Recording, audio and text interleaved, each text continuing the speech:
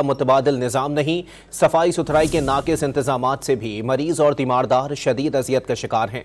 मजीद जानते हैं don news के नुमाइंदे आसिम खान से।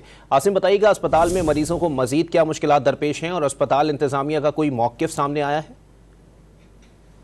जी, सिंध सरकार के सेहत के हवाले से दावे तो बड़े बड़े नजर आते हैं, लेकिन इंतजामी उमूर जो है वो तशवीशनाक हद तक खराब नजर आते हैं। सिविल अस्पताल है कराची का, जहाँ की एक वीडियो आप देख सकते हैं कि जहाँ पर बीमारी में इंतकाल कर जाने वाली मैयतों को ढांपने के लिए चादर तक दस्तयाब नहीं है। मैयत के वुर्सा कई घंटे तक जो है चादरों का इंतजार करते रहे ताकि मैयत को यहाँ से शिफ्ट किया जाए। तमाम अमले ने चादरें गंदी होने का कहकर उन्हें टाल दिया, जिसके बाद वुर्सा बहुत मायूस नजर आए। इसके साथ साथ इमरजेंसी वार्ड की बात किया तो इमरजेंसी वार्ड में भी बिजली की लोड शेडिंग के दौरान मुतबादिल बिजली के लिए कोई सराय नहीं है, जिसकी वजह से ना सिर्फ यहाँ पर क्रिटिकल पोजीशन में आने वाले मरीजों की हालत खराब रहती है, बल्कि उनके तीमारदार भी इंतहाई परेशान हैं। जबकि सफाई का भी फुकदान नजर आता है। जो वाशरूम्स हैं और जो दीगर जगह हैं वहाँ पर कचरे और दीगर गंदगी के ढेर हैं, जिसकी वजह से मजीद बीमारियां फैलने के खदशात हैं।